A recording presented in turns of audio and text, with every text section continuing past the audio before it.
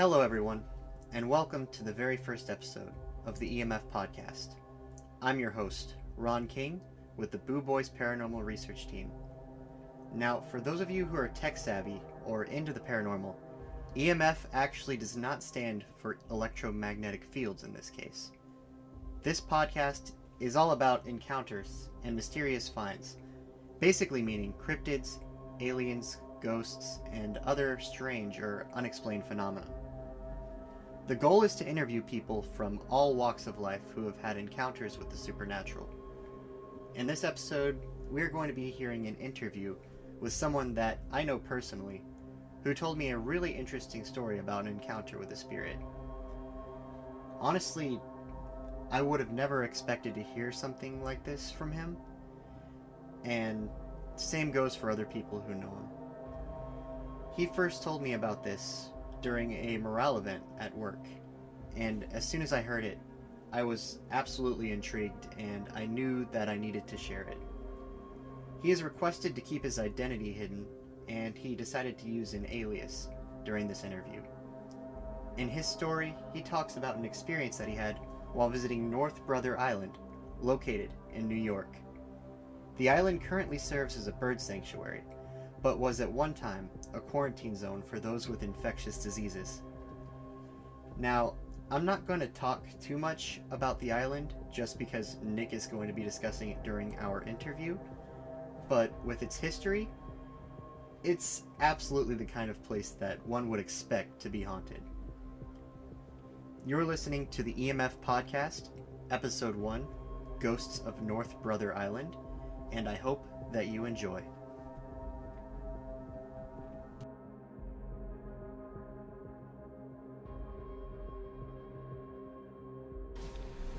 Alright, well, you told me a very interesting story the last time we went to Pins. It actually stuck out to me. I remembered it pretty well. I always thought if I was going to do something like this, I want to start with yours.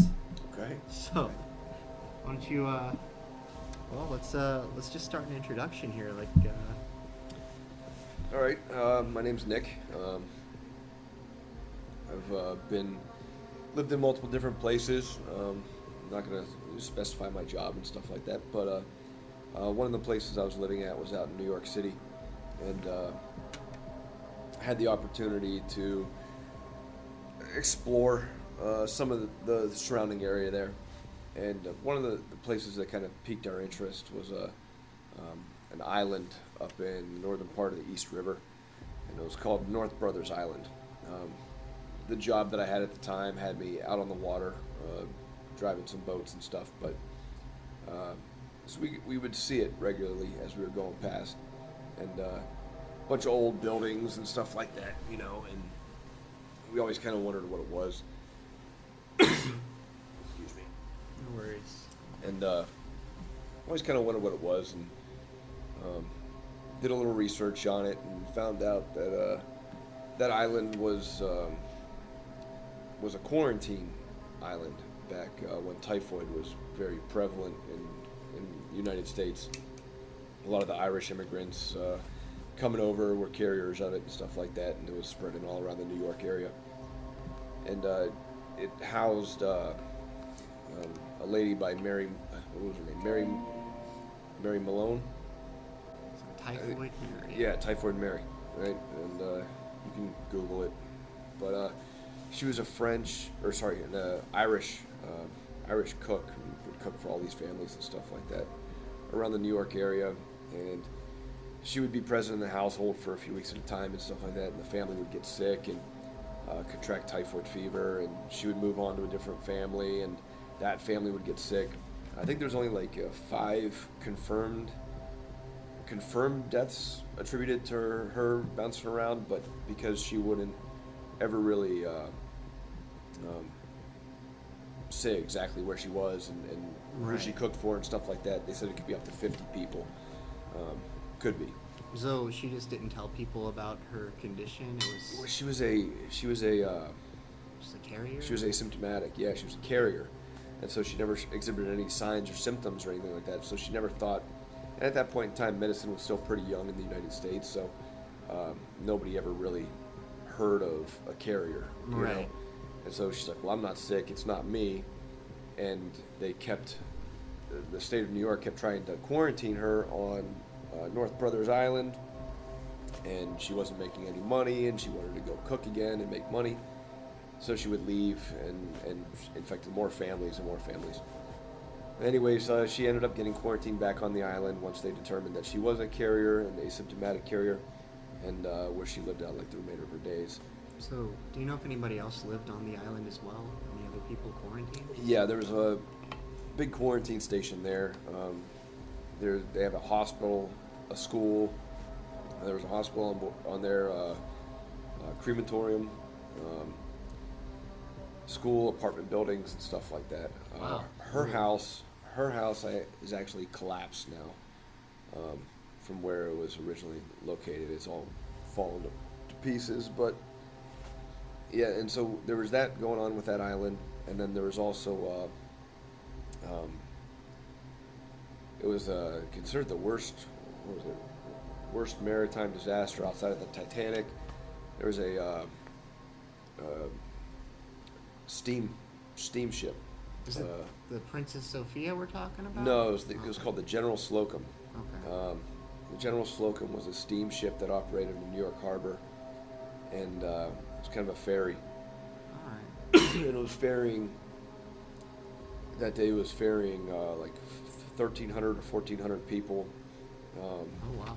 To a picnic site. And they were part of this church group. They're going to this picnic site, and the ship caught fire. The captain grounded it on North Brothers Island, but I think 1,100 people of the 1,300 died between the fire, and then at that time it was found that the life jackets on board were 13 years old, and they'd been sitting out in the sun, so all the cork material had deteriorated. People were jumping in the water, like all these women were putting life jackets on their children and throwing them over the side of the boat just to watch them sink. You know, the life jackets weren't doing anything. So, yeah, it was around 1,100 people died for that, and all the bodies were washing up onto North Brothers Island. So there's some tragic history behind the place. And so curiosity, piqued our interest in it. And it is a registered bird sanctuary, so, legally, whether we're allowed to be there or not, I'm not sure of that, but neither confirmed nor denied. yeah, neither confirmed nor denied. But anyways, curiosity piqued, and so we decided to go explore the island a little bit. And I'd been on there on a few occasions, and I had other friends that from that area that had been on the island before too, and they would always come back with stories of we heard voices, and we saw something here, we saw something there, and all the times that I'd been on there, nothing happened for me, and so it was kind of frustrating, hearing all the stories and stuff. And How many times did you go? I would probably say about 15 times. I'd say about 15 times. It wasn't for very extended periods of time. Sometimes it was Right. only for 30 minutes to an hour. Other times it would be a little bit longer. Was it typically earlier in the day or later? Well, just to try to make it interesting, we would tend to go at night. So we That would makes try to go sense. at night. Yeah. And we just bring our flashlights with us and walk around a little bit. Some of the buildings there are old and pretty decrepit, so we wouldn't venture into those. Structurally stable, they weren't. But so I was getting ready to leave that job and go to a different one, and it was going to take me out of the New York area, and so I wanted to go one last time, just to kind of, one last shot at it, to see if I could see anything, hear anything. I've always kind of believed in this stuff. So me and a group of friends went out, and coworkers went out. We went onto the island, and went to the hospital, and that's where most of the people that I'd talked to previously had heard things and seen things was in the hospital. Right. And we went into the hospital, and the first floor and the second floor were pretty ordinary hospital items. The doors were normal, just normal windows that you could look out of. And then you had the third story and the fourth story. And for some reason up there, a lot of the doors have, it's like a regular door, but it has like a steel plating on either side of it, and then they have small slits in the door where you can look through and into the room. A lot of the windows are barred in and fenced in. I guess maybe for more violent people, or Potentially for more violent people, people that are potentially like self-harm, looking to, a lot of them were quarantined with typhoid, Right. whether they wanted to end it. So I assumed, without knowing the history of the place and what the reasoning was, that's what we assumed it was. But up there, time has taken its toll on that building, and all those doors up there are very heavy, difficult to move. To Right. get into a room, we would need to have two people on a door to try to open it and close it. Everything's so rusted in place and wow. So seized up. on top of the doors being really heavy themselves, the hinges just get stuck from Exactly. all the corrosion and Yep. And so we were walking around the hospital and going to different areas and stuff. And one of the people that I was with, he was very much into the ghost hunting things. And so he was asking lots of questions. I brought my personal camera with me. And I was just taking some video and some photos as we were walking around. And he was doing a lot of the ghost hunter tactics, asking questions and seeing if we got any responses. right. And it was getting towards the end of the night, and we hadn't heard anything. Nothing was happening. And we were on the fourth floor. And just to provide some context as well, I had two people with me that were complete non-believers, right? Did not believe in ghosts, nothing like that. I mean, to the point of we were down in the basement of this place, and one of the people I was with were so comfortable in doing it that they were laying on the old morgue slabs, down in the basement. No fear or concern to agitate anything. But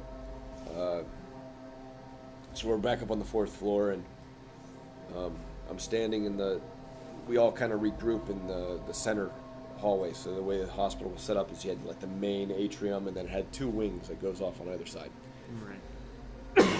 So we're in the main atrium, and just out of frustration, I'm kind of talking to myself, and I'm like, out of all the times that I've been here, nothing's ever happened. I was like, why has nothing ever happened for me here? And no sooner than I say that, the person who was asking a lot of like the ghost hunting type questions, Right. he was like, I think I hear something down that hallway. He's like, I thought I heard voices. And so I stepped to the door frame that leads into that wing of the hospital, and I snap a photograph. And I was a little far back from the door frame, so the photo I took, the flash went off, and a lot of light refracted off of the frame itself, and kind of made the picture look a little weird. So I stepped through the door frame and went to take a second photo, and as I went to do that, there was an open door on my left-hand side into one of the rooms. And right as I went to take that photo, it felt and sounded like something just stomped on the ground right next to where I was standing. And without even, you get that surge of adrenaline, The fight or flight. Yeah, that fight or flight mode. And I was standing flat-footed, with my feet shoulder width apart, and all of a sudden, before I even knew what happened, I had jumped back probably about a clear 8 feet backwards, without even realizing what I was doing, and landed and just kind of like stayed still. And the whole group that was with me all jumped at the same time, you know, like, and we're Right. looking in the direction where that stomp came from. And I turned around and looked at him, you know, and I was like, "Did you guys hear that?" And everyone's like, "Yeah, we heard that." And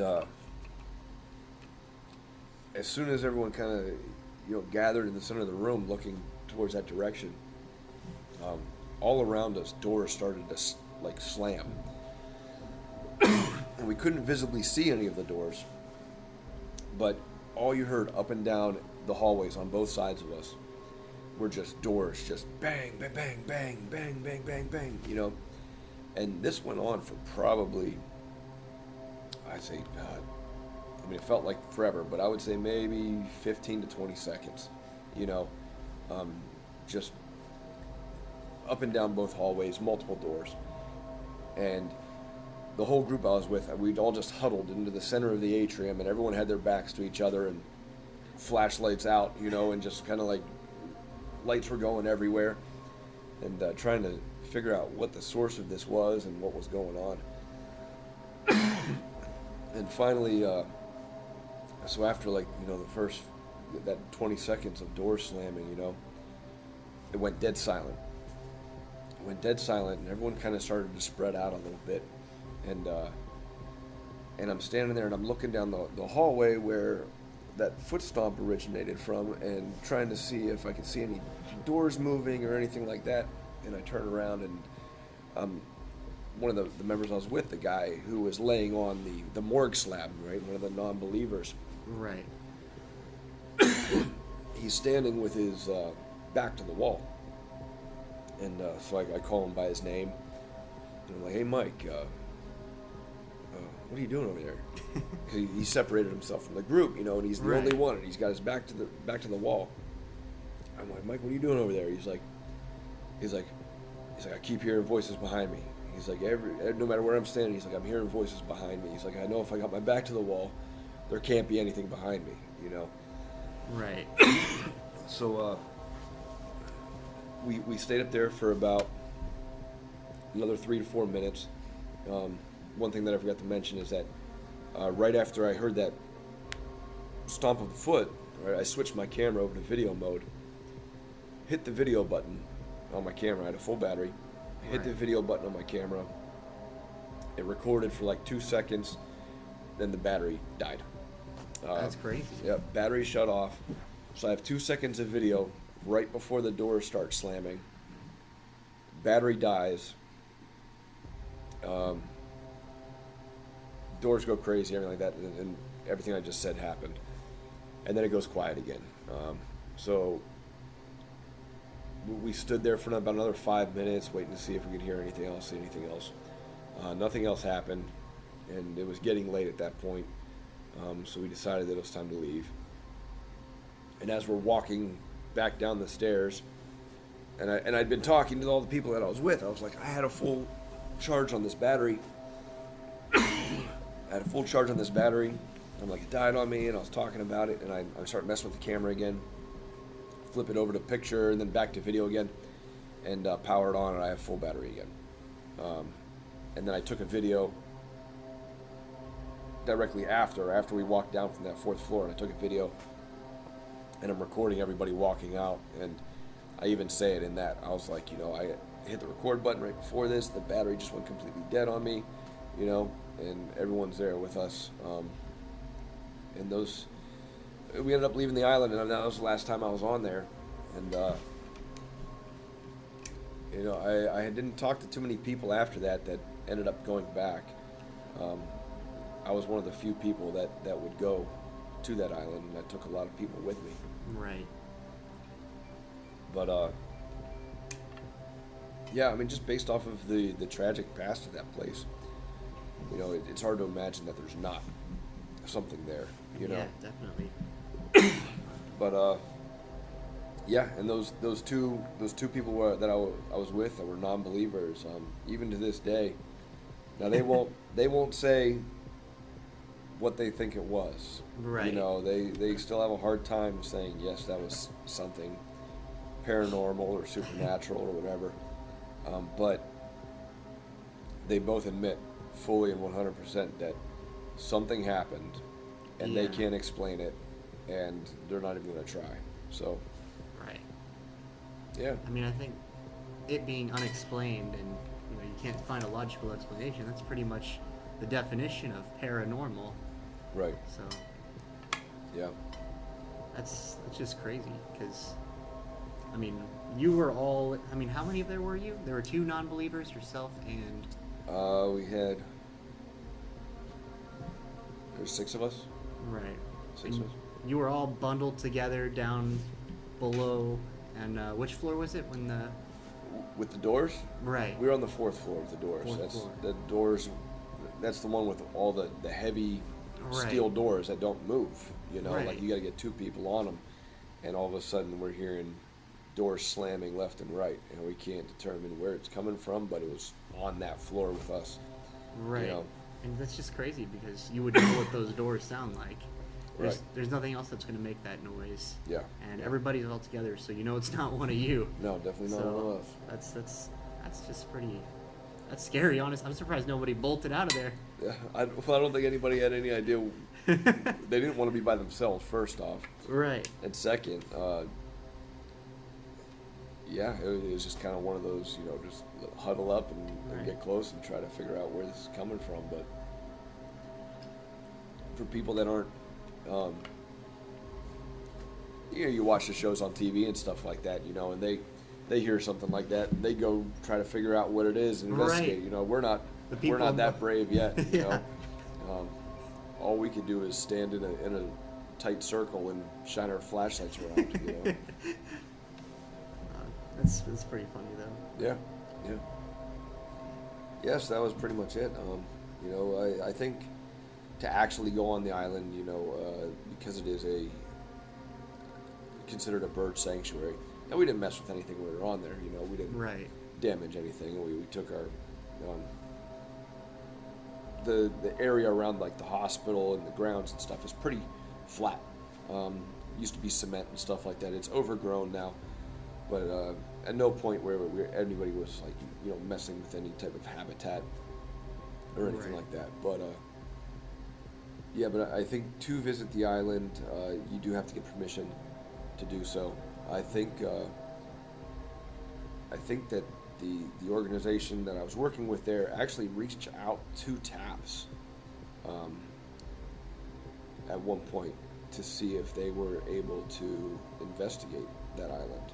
Oh really? Yeah. So Taps from the Ghost Hunter show. From the Ghost Hunter show. Okay. Yeah, the one of the senior officials at that organization reached out and submitted a request to TAPS to have them come investigate, but I don't think that the permission was granted by the state, Oh wow. or whether it was pursued that much. I don't Right. know how hard it was pursued or how hard it was pushed. I mean, with a history like that, you would think. Yeah, I yeah. mean, that'd be a hot spot. Yeah, I mean, you have they estimated, what was it, I'm trying to remember, like, just from that General Slocum disaster, I think there was like 700 bodies that washed up on the shore there, on that island itself. Right. So, And then the 200 people who did survive. I mean, yeah. Yep. did they have to wait for a rescue, or how long were they exposed to those other people with typhoid? Yeah, that was the thing too, because the hospital was still in operation there, and there were hospital workers that were making like daisy chains out into the water to grab people and bring them onto the island and Right. stuff. So I don't think they had to wait very long. There were tugs on scene that ended up pulling some people out of the water and removing people from the island. But Yeah, I wasn't sure how that would work because the island itself is made to quarantine everybody with typhoid, and you have Yeah. a bunch of new people over there. And I wasn't sure if they would let them Yeah. back so soon. yeah, I don't know, but yeah, interesting history. Interesting history behind it. A lot of New York is that way. It's got some old, interesting history behind it. So Was that the only kind of paranormal encounter you had while you were there? that was the only one I had while I was there. Yeah, there's lots of stories of Right. other things. And I just mean like in the area as a whole, not just on the island. But Yeah, that was it for myself. You Right. know, I heard lots of stories about there's bars downtown that are supposed to be haunted and stuff like that. Right. Even the place where I worked was said to be haunted because the site where my job was also a U.S. quarantine site for typhoid, and there was always claims that there was a hill where I was working, and a little gazebo on top of the hill that overlooked New York Harbor, and it was said that, I can't remember what day it was, but like one day out of the year, people would see a lady up there, and because she was quarantined and her husband was sent off to fight in the Civil War, I think it was, and his ship departed New York City, and she was waiting for the ship to come back, and I never saw her, but other people have claimed that they've seen her up there. Yeah, Well, that's it. Yeah. Thanks for doing this. Really Absolutely. appreciate it. It's a good story. Yeah, it is a good story. Yeah. No, it's one of the best I've heard. All right, In terms great. of people I know personally. Yeah. But, no, I mean. No, I asked for it. I went onto that. I went onto that island, and Right. I asked for something to happen, and sure it did. And it was something that I couldn't explain, and didn't expect, to be honest with you. Maybe a voice here or there, but I mean, just Right. from 0 to 100 in seconds. That kind of took me aback a little. Especially that first moment with the stomp. Yeah. Like Yeah. you just felt the vibrations. You heard it just right there next to you. Yeah, it was inches away from my feet. It was to the point where my eyes were watering. Oh God. When I went back so fast and I just turned around and like my eyes were watering, because that's how like I would say shocked, but like not scared, Right. but it was just like shocked. Pure like Yeah, adrenaline. like pure adrenaline, to where my eyes started to water, Right. and I was just like, did you all just hear that? So yeah, Alright. Well, thanks. Really appreciate it. thank you. This was Nick. Do you have anything else you want to say before we go? Any messages or anything? No, I don't think so. I mean, I wish I had more opportunities, to do stuff like that, but maybe one day. Well, you're welcome to come on our ghost hunts if you'd like. Okay, all right. Well, that's going to do it for this episode of the EMF podcast. I hope that you all enjoyed listening to this experience just as much as I did. If you or anyone you know has had any strange experiences with the paranormal and would be interested in sharing or coming onto the podcast, you can reach out to us on our website, booboysparanormalresearch.com, as well as email, Instagram, or any of our other social medias. We absolutely love doing this and speaking with individuals who have experienced something otherworldly or supernatural. I've been your host, Ron King, and this has been episode 1 of the EMF podcast. Stay safe out there, everyone, and stay spooky.